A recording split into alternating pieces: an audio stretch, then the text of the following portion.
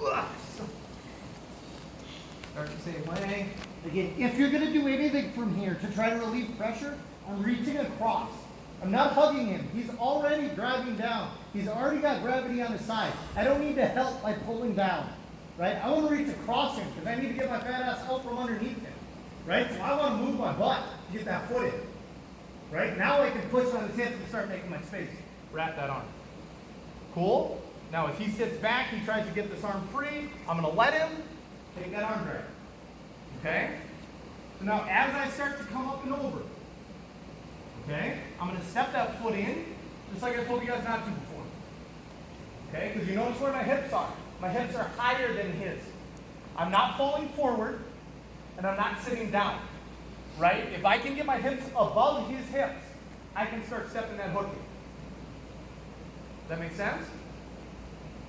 Now, I've got two options from here. I can go either direction with the arm bar. It just changes the position I'm going to go. First one we're going to do, I'm going to hook the arm.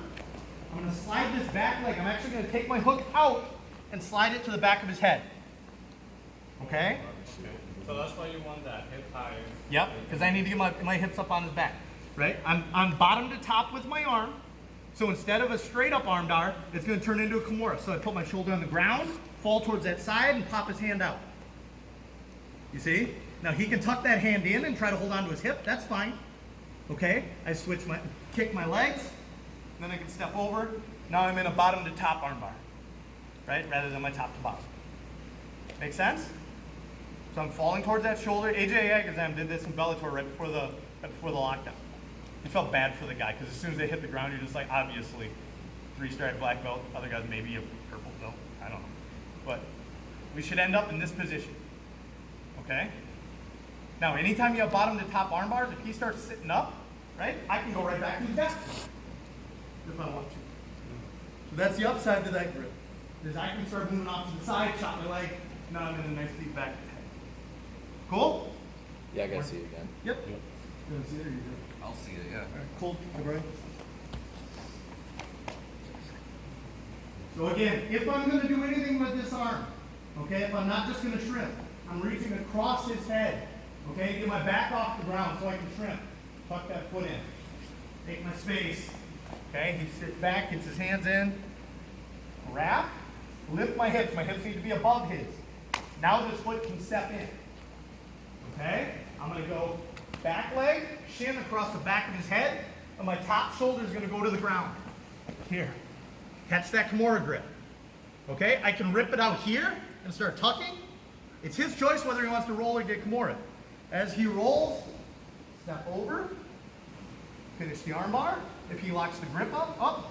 Now my leg's over his shoulder, so I can wrap him up and triangle him. I can hit that shoulder lock, right? Or I can keep him coming and get back to his back again. All those options depending on what he does. Just like we talked about at the beginning. His reaction is going to dictate what I do. I just have to put myself in a position to take advantage of it. Is there something you're doing so that like, you said you had a bottom to top grip and you were able to use that so that if he pulls out, you can just go back to his back? What do you mean by bottom to top grip? Lean it back. So anytime I'm doing an arm bar, I've got two arms, believe it or not. We're not going to talk about the third one, right? It's an easy joke. Nobody does it. So my arm is either bottom, so his bottom to his top, hooking his arm, or top to bottom. So when I'm in spider web, at least until you're brown belt or above, okay, I want you going top to bottom, okay? Because the basic arm bar escapes are get his elbow to the ground, okay, which he can't do because I haven't pinched. The hitchhiker escape, which I'm taking away because I have my ankles tucked under his under his shoulder, or the sit-up. Okay, so if he chops his legs and sits up, and I'm bottom to top, I have no way to stop him. See, except my legs, it's my legs versus his body, and we get it we get in this little battle. Okay, so by going bottom to top to bottom, I have a hand to post, or I can hook his leg, and now I can use my legs to start working on his grip. Okay, if I'm bottom to top, and he wants to do that sit-up, my only recourse really is to fall towards his head. So go ahead and do your sit-up. I've got to try to fall and keep this pressure, and he can still fight for it. And it's going to hurt his neck. It's going to suck, right? But I still have no way to keep him back. And even if I kick him back, he's just going to go back to his back, lift his legs up, and do it again. And we get in this battle, so I never have a chance to attack. And eventually, he's going to be able to flip his hips over. Does that make sense? Yeah.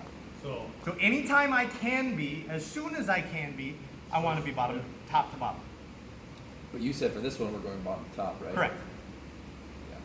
Yeah. And with bottom to top, you can retake their back, you're saying. Correct. So I can't take his back from here. But if I'm bottom to top, I can switch, get up, go right his head, start taking his back. So you choose that one just in case you gotta take it back. Correct. Correct. And because when we attack over the top like that, the bottom hand is the quickest one to get over into his armpit. Yeah. But for most purposes, you're saying top to bottom, we're gonna rule a shutdown. Any basic key there. Basic escapes once we get on the back. And we'll do that one as well. Okay. This was just the easiest option for you learning to go over the top. Remember what we're doing? I talked for too long? 1, 2, 3.